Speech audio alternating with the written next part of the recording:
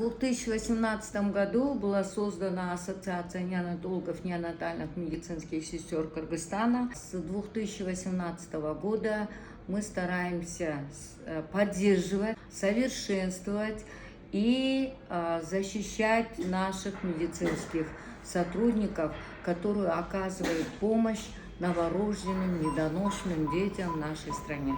Мы понимаем, что врачи оказывают колоссальную помощь всем пациентам, но мы должны помнить, особенно нашей специальности, она является особой специальностью. В нашей специальности 80% ухода за критическими пациентами, за глубоко недоношенными пациентами. Это колоссальный труд неонатальных медицинских сестер. Надеемся, что наша ассоциация, она будет поддерживать наших коллег. Мы знаем, что у нас есть стратегия, у нас есть пути дальнейшего совершенствования. Ежегодно мы встречаемся с нашими коллегами, не один, даже иногда 2 раза в год, так получается.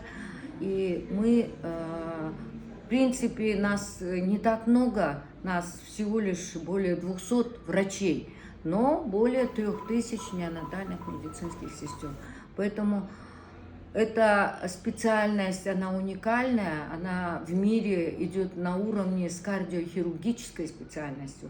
Ежедневно проводятся рандомизированные исследования, ежедневно есть результаты доказанных, эффективных практик, которые мы стараемся тоже интегрировать благодаря нашим клиническим руководствам, протоколам. Нас очень мало, но тем не менее у нас есть 23 клинических протокола руководства, которые мы работаем.